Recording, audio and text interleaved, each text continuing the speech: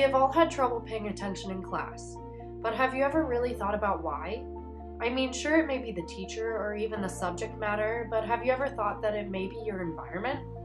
As hopefully a future educator, I was troubled by this question and decided to dive into what makes a positive learning environment to promote and ensure creativity, participation, and focus. In trying to understand how the mind works in relation to physical environments, I found a field of studies that is quite literally called environmental psychology. This field can be described as understanding the physical settings of an environment and using that to help us predict the behavior that will occur in it. So in trying to understand this further, I met with someone who does this for a living.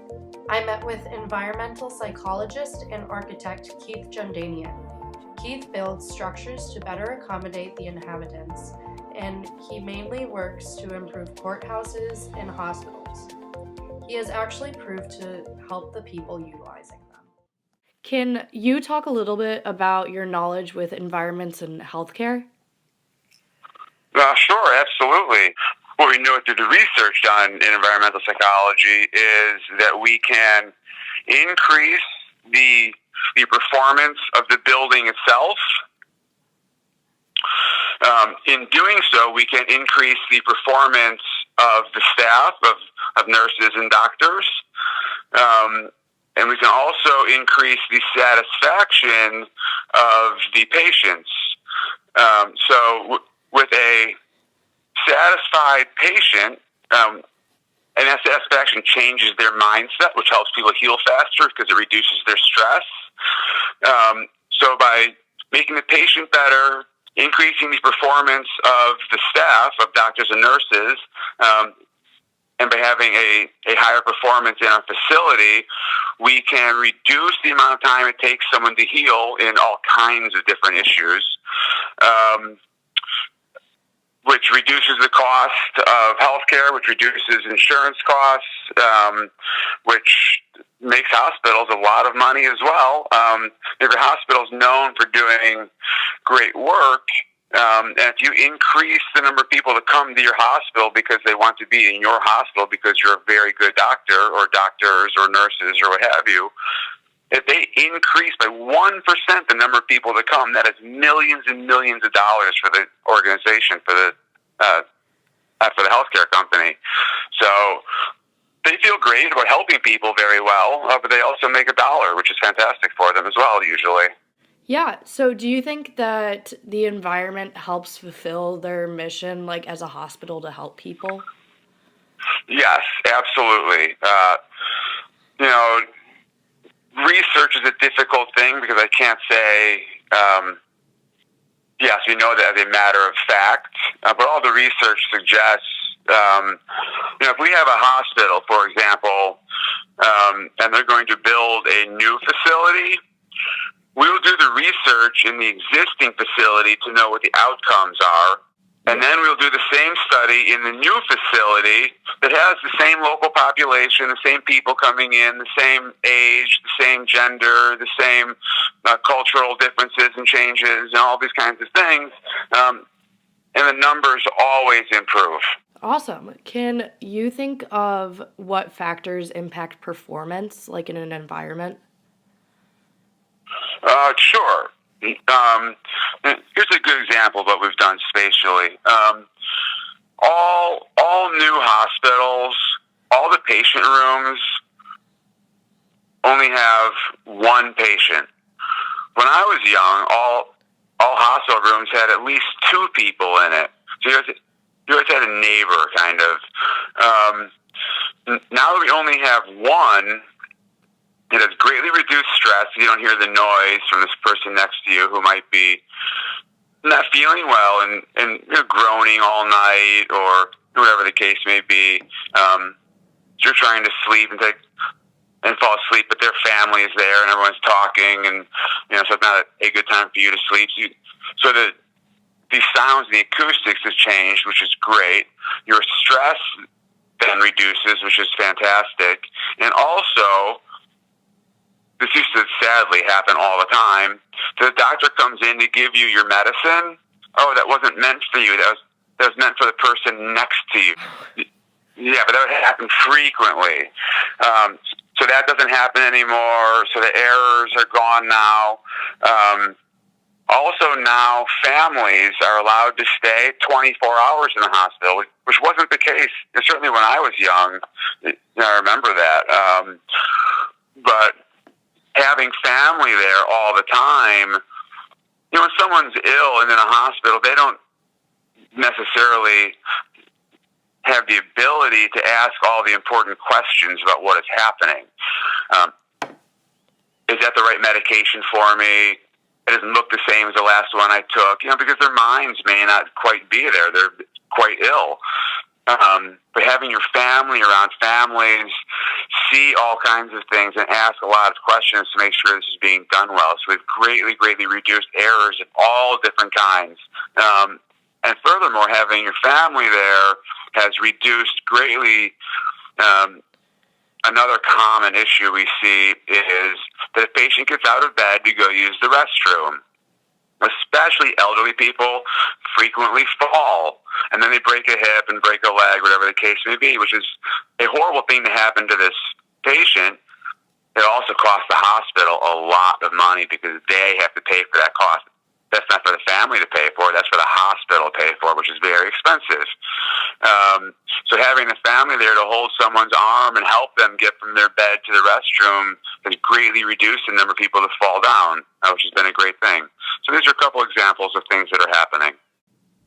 Keith brought up the point that by making some changes to a physical environment, positive things can occur, like patients showing tremendous growth in recovery times, decreases in stress, less careless mistakes, overall efficiency, and more. Imagine what a few changes to the environment could do to a classroom. In recognizing that environments have an impact on the way we utilize them, I began to look into what is important in a classroom and found exactly what a classroom should and should not look like. In trying to understand the behavioral aspects of why a student might respond to their environment in the way that they do, I interviewed Thomas McIntyre, who is a professor and coordinator of the graduate program of behavior disorders in Hunter College. He teaches about students with behavior disorders and learning disabilities. He is also the founder of an award-winning website called BehaviorAdvisor.com, which is the internet's most visited behavior management website. Do you think that physical environments can have an impact on behavior? I think so, based upon my reading. In one study, the more sunlight that entered the room, that was equivalent to more alertness and on-task behavior for the students. Seems, the less sleepy, it just allowed them to focus more. So perhaps there's something about natural light coming into the room. I also asked Keith a similar question, and he too brought up the importance of natural lighting. So, do you think there are factors in a physical environment that can change the way that someone is thinking or learning about something? 100%. What I do know about lighting, for example, or about schools, sadly, in buildings of all kinds, we used to make some pretty poor facilities for everyone. Hospitals used to be horrible, and schools were horrible as well. And somehow no one ever realized that, what do you know? Students will learn better if they have daylight and light from outside all day and not just sitting in a closed room with no windows. It would seem to me that would be the case, but for some reason architects didn't care, or we didn't think it was important, whatever the case may be. That issue alone certainly changes the way people think, and it changes their physical performance, which in turn changes your mental performance. Bodies in general, whether you're a teacher or a student, we're all the same. We all actually do enjoy being able to see outside and seeing daylight. That's fabulous. That's great for everyone. Thomas brought in some other factors that may be important to include in a classroom. I find that leaving one wall in the classroom bare with no decoration, no posters, no rule charts, things like that, is actually a good thing for promoting thinking among students. That, you'll be sitting there thinking, whether it's taking a test, whether it's writing something, whether it's reading, and once in a while you look up. And if the eye, the attention is caught by, a rule chart or some historical figure and the information underneath, it then pulls them away from the concentrated thought of what they were doing, and then it's helpful to have a blank wall that students can look at and continue the track that they're on. He also brought up factors that shouldn't be in classrooms. If you have a large open space, it pretty much says run in me and wrestle in me. And it's best, while it's nice to have some open space, too much of it invites roughhousing and passing through it quickly. And, you're talking about whether certain aspects of an environment promote certain behaviors, and we talked about the open spaces and such. But, windows on doors, that can add quite a bit of distractibility to students as somebody's passing by in the hallway or making faces through the window. Typically, teachers cover up those windows. It was a classroom where you pass through to get to another classroom. We got some of these at a middle school near me, where in order for kids to get to the back room, they have to pass through a room. And, of course, that's distracting to the students who are sitting in the first room.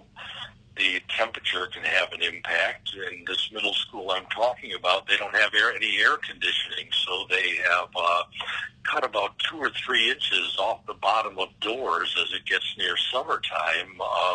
They figure it increases the airflow, but it also increases the noise coming from the hallway. In my own research, I found an article from an EAL coordinator who keeps a blog under the name Miss Fizba. Her job is to do research for her school to achieve more student success.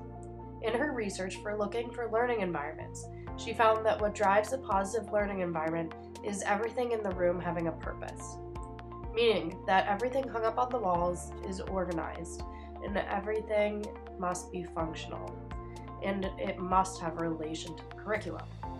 Too many things on the walls can be distracting, and nothing can be mundane. She emphasized that kids spend a lot of their lives at school, and it should feel as welcoming as a home. What Ms. Fizba has mentioned brings me to my final point, and that is that the classroom should embody the material. It's important to recognize what goes into the setup of a classroom. Thomas sent me some of his lesson plans on seating arrangements, and it was found that the different setups can lead to different behaviors. When you have rows, it can be difficult for kids in the back to focus. On the other hand, it's better for individual work. When you have tables pushed together, it increases collaborative work and is good for small groups. When you have something called a horseshoe seating arrangement, it is good for classroom discussions and allows the teacher to reach everyone in the room. The way that seating arrangements are planned should be based off of the curriculum to ensure participation and focus. In a published article of his, he wrote on arranging the classroom, he wrote about how technology has become a large part and a fantastic tool for day-to-day lesson plans.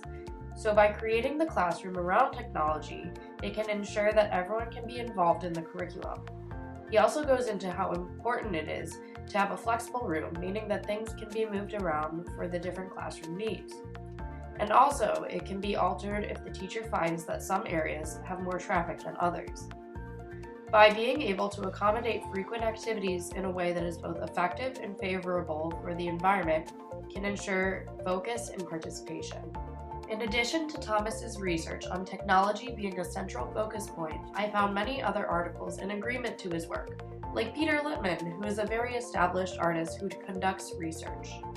In researching the average classroom, I found that part of what makes it so mundane is the wall color. In research conducted by columnist Kim Lachance, It was found that the grayish cream color walls typically associated with these spaces promote sadness.